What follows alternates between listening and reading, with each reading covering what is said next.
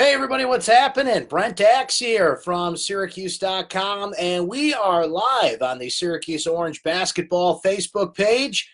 As Wednesday becomes Thursday, we're approaching midnight here live. If you're watching a little bit later on YouTube, we do put this up on YouTube as well. We appreciate it either way.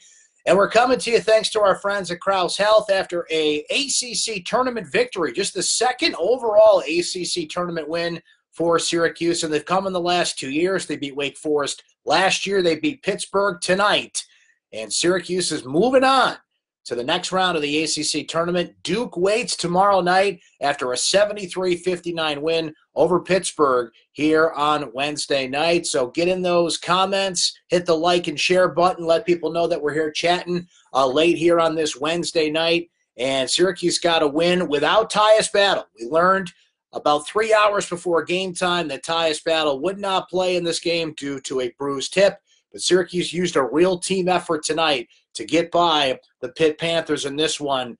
Listen, Buddy Boeheim was terrific. He had 20 points in this game. He had 5 rebounds in this game. He had 4 assists in this game. Elijah Hughes, who didn't even score against Clemson on Saturday, has 18 points tonight, really hitting it from three-point range, doing exactly what Syracuse needs him to do. Frank Howard steps up and scores 16 points in this game, stepping up with Tyus Battle out. But the guy who gets the MVP award in this game was a real presence in the paint and all over the court was Pascal Chukwu. Pascal with 9 points on the night. He grabbed, or actually, I think he had 7 points. Let me get this right here. So Pascal, had 7 points, 9 rebounds, 6 block shots. Pitt would not go near him in the second half of this game. And I think with Syracuse, I've said it a lot on these chats and in other places, all you're looking for is just a little bit of presence from Pascal Chukwu in the paint, take up space, and make teams, think twice about driving in. That's exactly what happened to Pittsburgh in the second half of this game. They got hesitant. They wouldn't go near him. They tried some shots around him, and this was after a first half where Jared Wilson-Frame went off. He ended up on the night total for Pitt. Let's take a look at the stats here. And Jared Wilson-Frame's been hitting threes all year against Syracuse. He ends up with 24 points on the night. He goes 8 of 16 from three-point range. All of his points, by the way, from three-point range, 8 of 16 overall from the field and three-point range. But he clamped down, Syracuse clamped down on him, I should say, in the second half, wasn't hitting as many threes, and he was the offense for Pitt. He scored 24 of their 59 points, where it was a much more balanced effort for Syracuse. For the third time this year, they shoot over 40% against Pitt. Syracuse is 18-3 this year when they shoot over 40%. Thanks to Mike Waters for that stat. Good one there. The Orange go 12 of 27 from three-point range overall. We mentioned Hughes with 18, Buddy with 20, Frank Howard with 18 points in this game. Marek Dolzaj, 4 points, 5 rebounds, 3 steals. He and Pascal were terrific defensively for Syracuse in the second half. The one guy that really struggled on the starter front for the Orange was O'Shea Brissett. He was coming off a terrific game against Clemson, but he goes 2 of 8 from the field tonight, 4 points, 5 rebounds, and didn't play a lot in the second half due to the great defense that Dolzaj and Pascal were playing. Jalen Carey got a little run in this game. I thought he'd get more minutes with Tyus Battle out, but the combination worked and the lineups worked for Syracuse. It was a struggle in the first half. The Orange go down 36-30, and you're thinking, this is not going to be good. You don't want to go down to Pittsburgh in the ACC tournament. No matter what happened tonight, Syracuse is going to make the NCAA tournament. But you don't want to have any shred of doubt going into the weekend. You don't want any bid stealers to come up and take your spot in the tournament. They were making it regardless, but now you get a win, you get some confidence, you get some momentum. And, look, Pittsburgh is a 14th seed for a reason. They had a nice little win over Boston College last night, but this is a team Syracuse should have beat, and they did, with or without Tyus Battle. Duke's going to be another story without Tyus Battle, and I don't think he's going to play tomorrow night. I'm not Dr. Axe. I just play one here on Facebook, but I don't think he's going to play tomorrow night. You know who will play for Duke, though? Duke has not officially announced this, but all indications are Zion Williamson will be back in the game for Duke. So, hey, why not? Take a third run at Duke.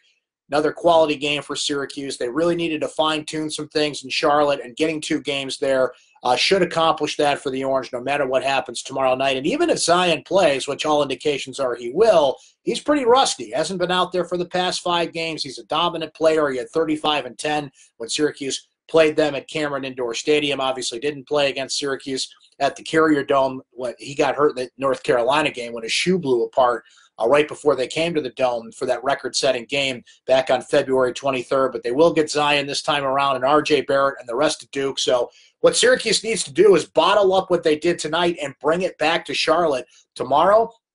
One thing that'll be really cool about this game, typically when Syracuse plays in North Carolina against either North Carolina or Duke, seats are kind of limited, particularly at Cameron Indoor Stadium, but there's going to be a lot of Syracuse fans there tomorrow. There's certainly going to be a ton of Duke fans there as well with this game being in Charlotte. But, there's a lot of transplanted Syracuse fans that live in North Carolina, a lot of people that want to go to the ACC tournament and start to go later in the week. So I think Duke certainly is going to have the louder and bigger fan base, but Orange fans are certainly going to be representing in Charlotte tomorrow night. So the Orange get another crack at Duke. They beat them in Cameron Indoor Stadium back on the 14th, but lost to Duke at the Carrier Dome by 10 when that record-setting crowd of 35,000 plus at the Carrier Dome. So pretty impressive win for Syracuse, regardless of the opponent, considering Tyus Battle wasn't out there. And Tyus had, I think, 31 the last time, not the last time, but when Syracuse beat Duke back at Cameron. So it's going to be interesting to see how Syracuse handles Duke this time around. But as for this game tonight,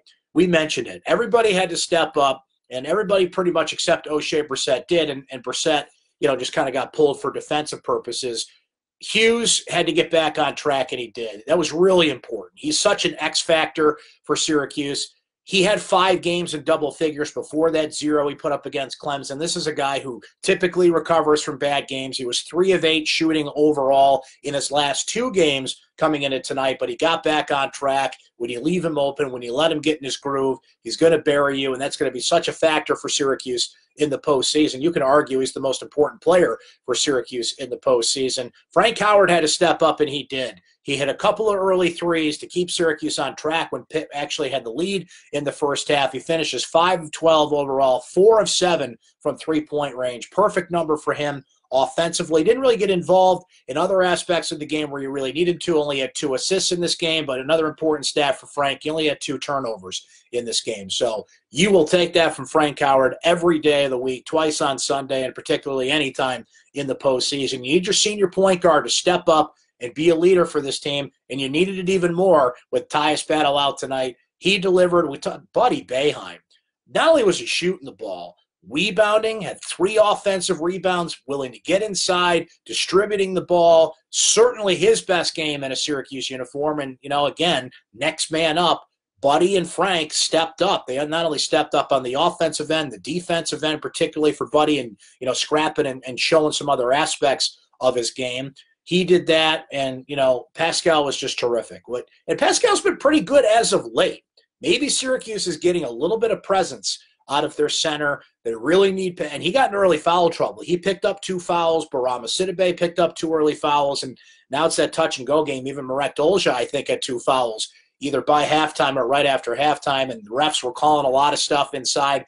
Certainly let him play a little bit more in the second half, and the game really opened up for the Orange. They shot 43% overall. They were about 55% in the second half. They outscored Pitt after trailing 36-30 at halftime. Syracuse outscores Pitt 43-23 in the second half, and we brought up how well Syracuse shot the ball, but one big factor was Pascal's defense. Pitt would not go near him. They were driving inside, getting stuck. They're kicking it out. The threes dried up for Wilson Frame. He had 18 at halftime, ends up with 24 on the day. And Pascal, he had 6 block shots, but, it's one of those things. He kind of stole, a stat from Marek Dolja, one of those things you can't really track in the box score. It was just presence. It was just a 7'2" guy in the paint, in the zone, that Pitt wouldn't go near. They didn't have an inside gain. They had McGowans and Johnson, who went off against BC last night. They both shot 7 of 14,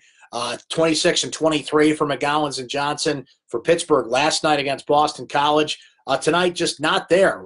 Wilson Frame provided most of the offense for Pittsburgh. Johnson goes 2 of 12 in this game, scores just 4 points. Trey McGowan's just 3 points. So a total of 7 for those two when, they really went off last night and provided a huge offensive output. That was Boston College. This was Syracuse. So Can Syracuse really make a run with Duke tomorrow with Zion back in the lineup? Probably not with Tyus Battle once again. Pretty interesting stat with Tyus, by the way. Until sitting out tonight, he had played 95% of Syracuse's minutes overall the last 2 years.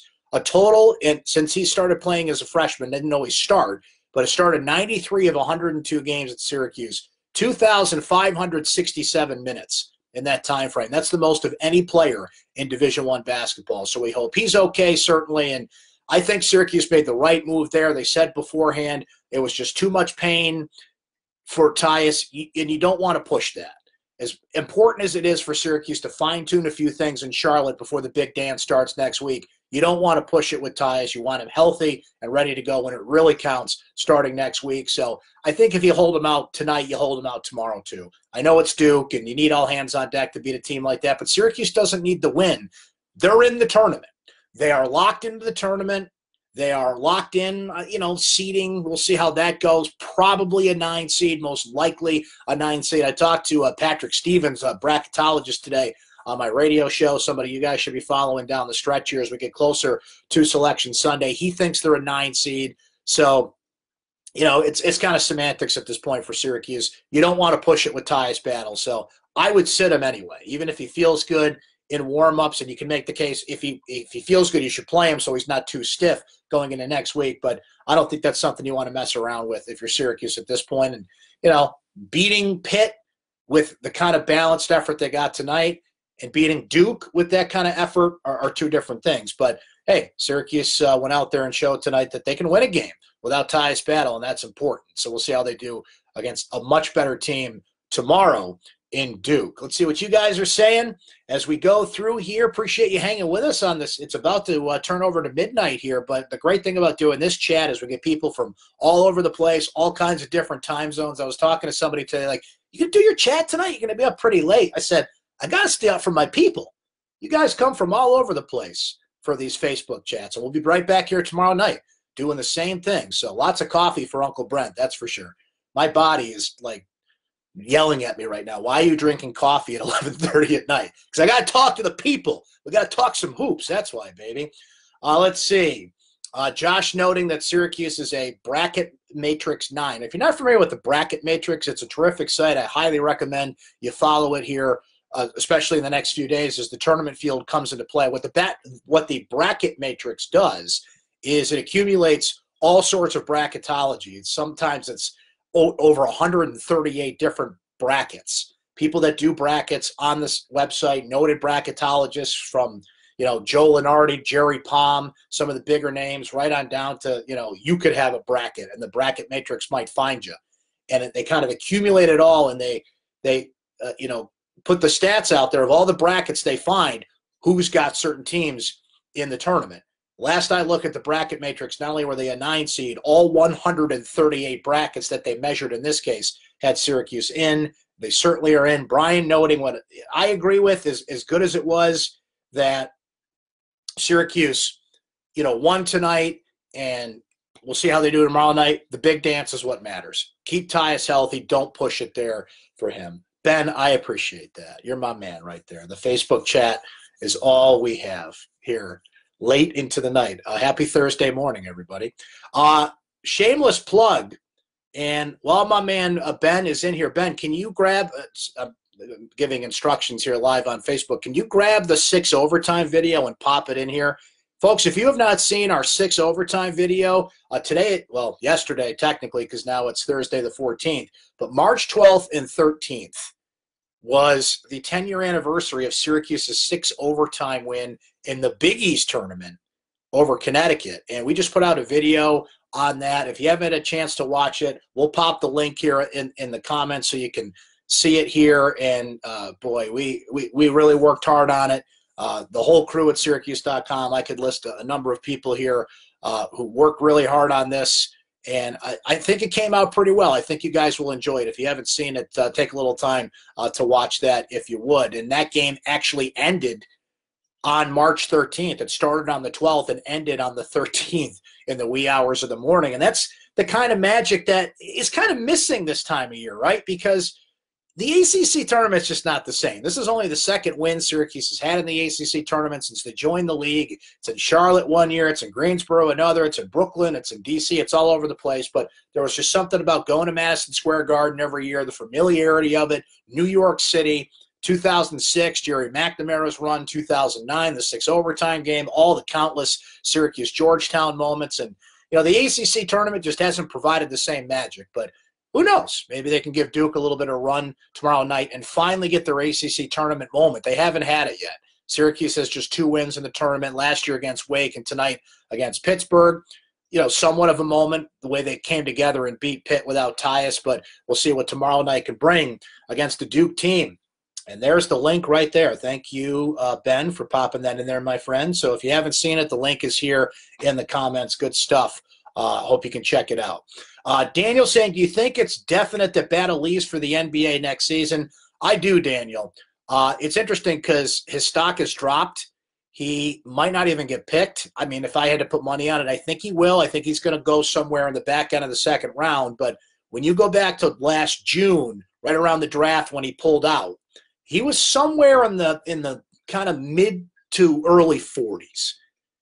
40, 41, 42 in a 60-pick draft. He might not get picked this year, which is unfortunate. So I think if you're Tyus Battle, who, by the way, is close to his degree, took 18 credits last semester, 19 this semester, tough kid. This is the first game he missed in a Syracuse uniform tonight. I think he wants to move on. Now, will that be the NBA? Will that be the G League? He's going to move on to pro basketball in some capacity. Will he be a regular in the NBA next year?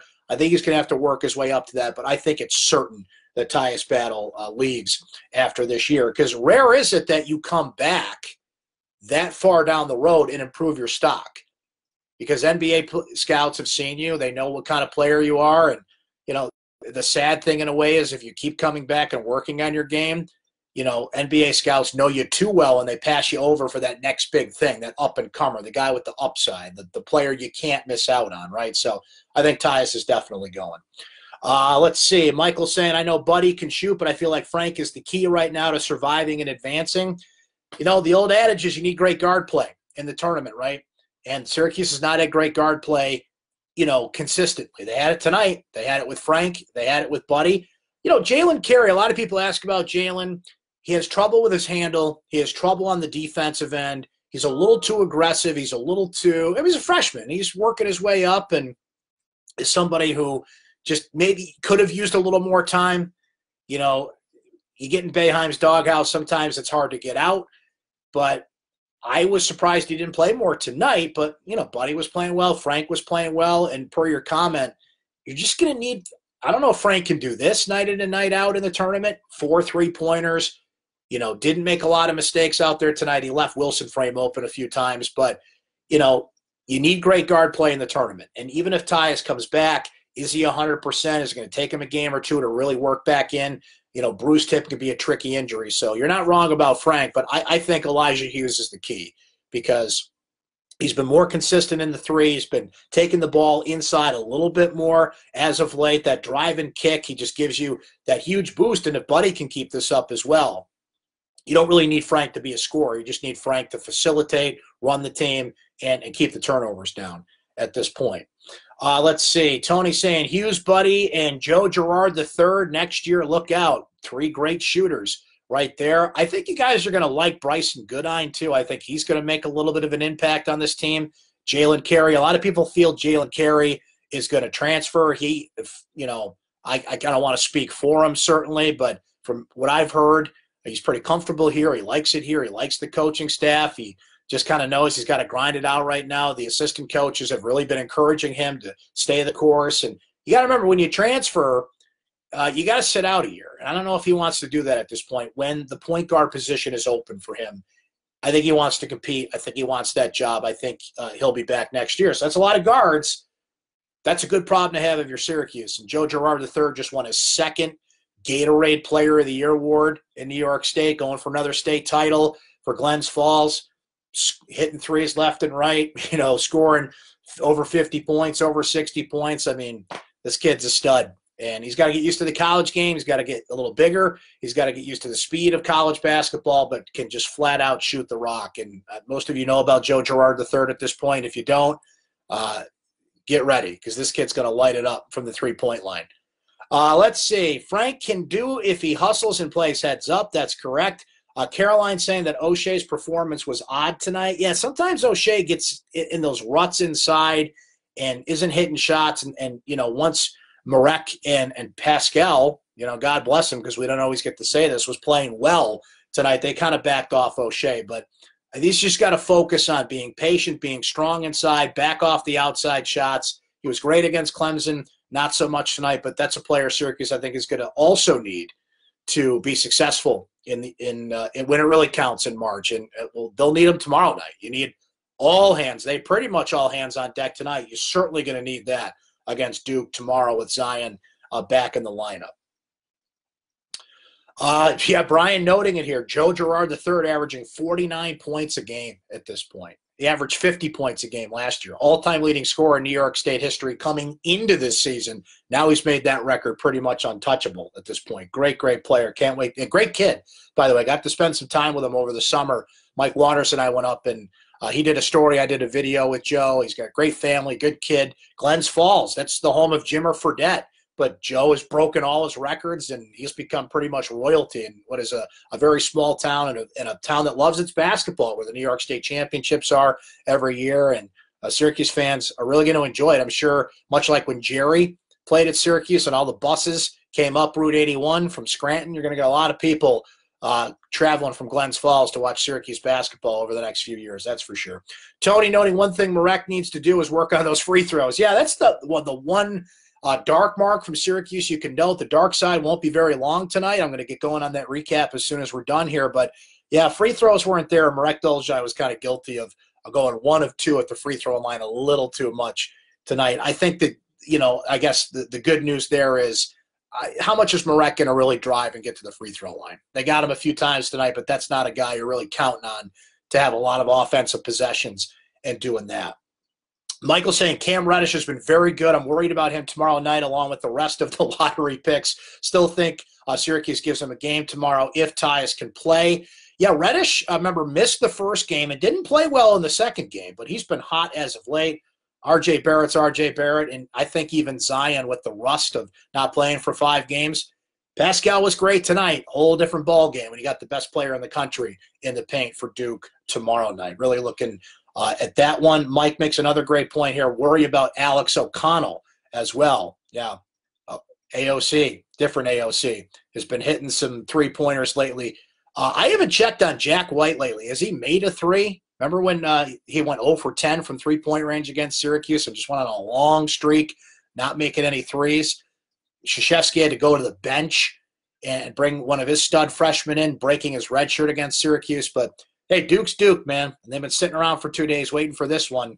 And there's a reason they're in the short breath to win the national championship. I wonder if Gonzaga got knocked out of that number 1 overall seed by losing to St. Mary's. Maybe Virginia slips in and takes that. We'll see what they do against NC State tomorrow. NC State came back from 16 down to beat Clemson today. I don't know if they've quite punched their ticket yet.